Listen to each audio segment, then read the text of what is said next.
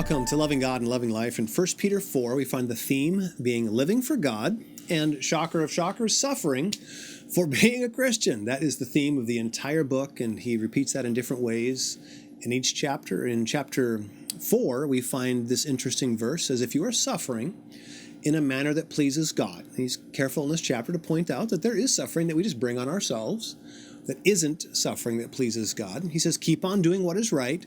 And then this amazing phrase, and trust your lives to the God who created you, for he will never fail you.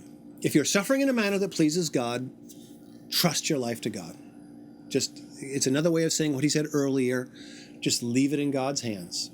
We don't realize how, even when we're in suffering, we're in God's hands.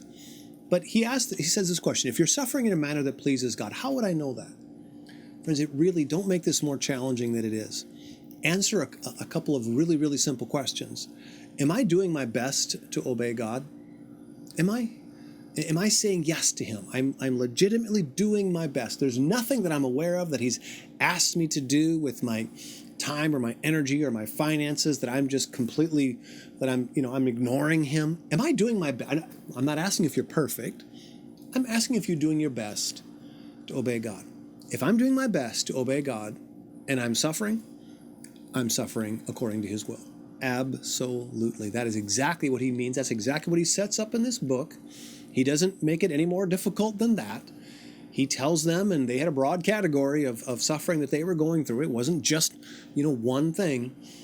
And he tells them, gang, you're in God's hands. Trust him, and he will work it out. Friends, let's never forget. Let's never forget to just keep trusting God.